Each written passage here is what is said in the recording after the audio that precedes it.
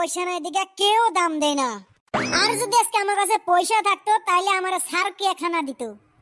দুনিয়া হলো সুতমারানি, পয়সার পাগল দুনিয়া। যার কাছে পয়সা আছে তার মানে দাম আছে। আজ থেকে আমি প্রতিজ্ঞা নিমু, এই ব্যক্তি পয়সা কামাকে দেখায়েগা। কিন্তু আমি যে কই আইলাম 1500 টাকা না 2000 টাকা দিমু, আমার কাছে তো পয়সাই নাই, কেমনে ম্যানেজ করি? আইডিয়া মিল গয়া। এখন যাইয়া আব্বার বগড়ে দিকে পয়সা চুরি করুম, কেউ জানবই না, পিকনিক খাওয়া হইয়া যাইব।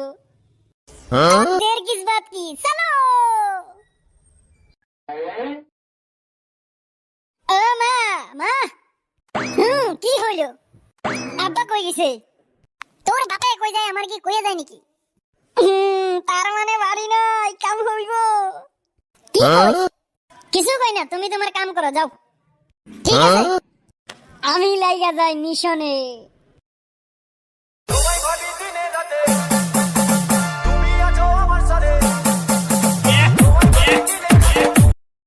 এই হবো, আর ডান্স করা লাগবে না, রান্না বাড়া কর।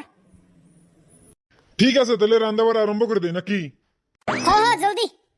ওই শালা কুত্তার বাচ্চারা।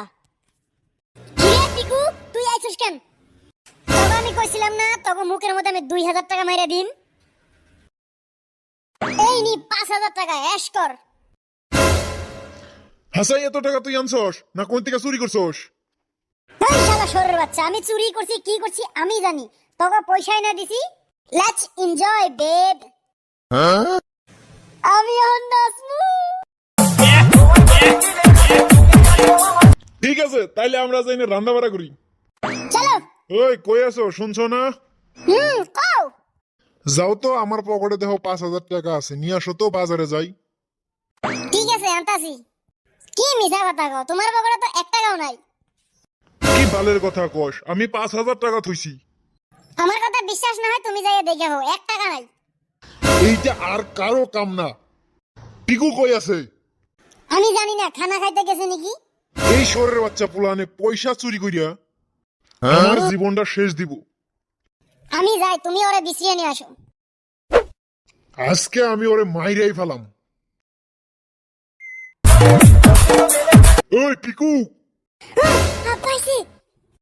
আমার পকেটের দিকে বাড়ির দিকে 5000 টাকা কে আনছে? আমি জানি না। তুই জানোস না মানে? পিকনিক খাইতে তুই 5000 টাকা দিছিস কই থেকে আইনা? আনছিলাম 5000 টাকা, ক্ষমা করে দাও। ক্ষমা না করতাছি আমি তোরে, ক্ষমা র। ইয়া